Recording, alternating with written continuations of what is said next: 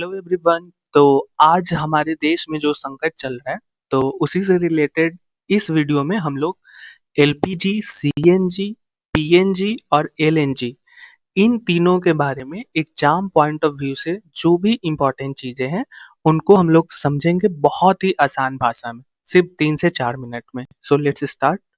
सबसे पहला हमारा एग्जाम के लिए इम्पोर्टेंट है फुल फॉर्म। तो एलपीजी का फुल फॉर्म क्या होता है? Liquid petroleum gas. फिर सीएनजी का फुल फॉर्म क्या होता है? Compressed natural gas. पीएनजी का फुल फॉर्म क्या होता है? Piped natural gas. एलएनजी का फुल फॉर्म क्या होता है? Liquefied natural gas. तो सबसे हमारा जो इम्पोर्टेंट है वो फुल फॉर्म है। इसके अलावा एलपीजी में कौन से दो गैस होते हैं? तो प्रोपेन और ब्यूटेन। इसके अलावा सीएनजी, पीएनजी और एलएनजी इन तीनों में मीथेन गैस होती है। ठीक है। अब अगला है कि एलपीजी का सोर्स क्या है, स्रोत क्या है? तो ये तेल का जो रिफाइनरी होता है ना, वहां से एलपीजी क्या होता है, प्राप्त होता है। और सीएनजी किससे प्राप्त होता है? तो नेचुरल गैस की जो कुएं होते हैं यानी जो वेल्स होते हैं, वहां से हमें सीएनजी की प्राप्ति होती है।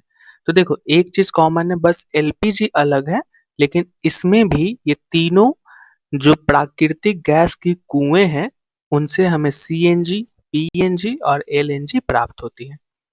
अब अगला जो मस्ट इम्पॉर्टेंट है, एलपीजी किस अवस्था में रहता है? तरल अवस्था में रहता है। ठीक है।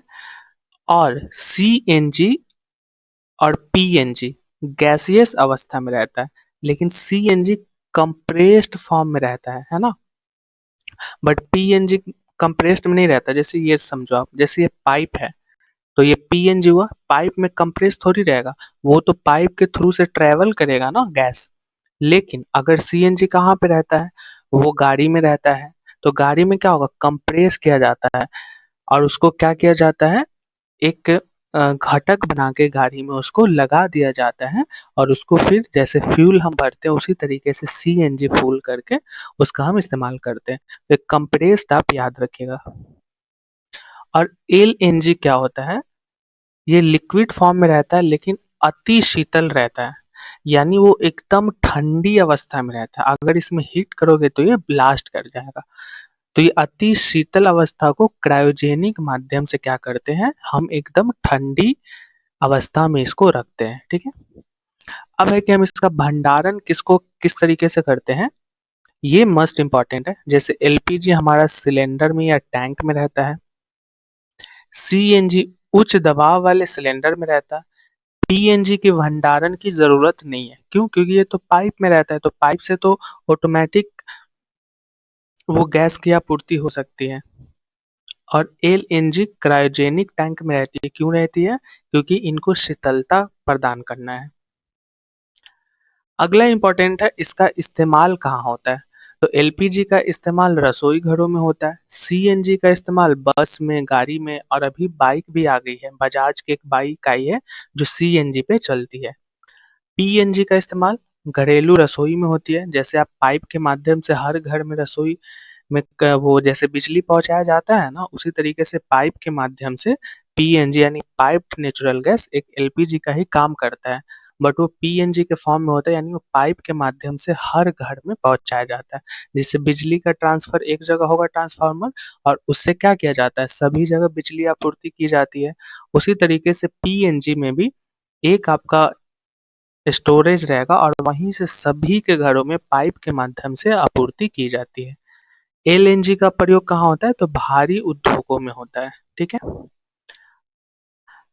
अब इसमें कुछ और इम्पोर्टेंट है। जैसे एलपीजी क्या होता है ना, हवा की तुलना में भारी होता है। अगर हवा की जो मास होंगे, जो दबाव, जो भार होंगे, उससे एलपीजी भारी होती है। सीएनजी और पीएनजी ये क्या होता है, हल्की होती है। हवा की तुलना में ये हल्की होती है। और एलएनजी तो एकदम ठंड तरल अवस्था में रहती है। तो देखो, आपको दो तीन चीज याद रखनी है। सबसे पहले फुल फॉर्म चारों की, उसके बाद इसके घटक कौन है वो इम्पोर्टेंट हो जाता है। इसके अलावा इसका उपयोग कहाँ पे है, और ये सबसे ज़्यादा इसका सेफ्टी, यानी वो हवा से हल्का है, हवा से भारी है ना? और किस अवस्था में है ये भी इम्पोर्टेंट है। तो ये 4 बहुत ज़्यादा इम्पोर्टेंट है। तो मिलते हैं नेक्स्ट वीडियो में फिर किसी नए टॉपिक के साथ, तब तक के लिए थैंक यू सो मच।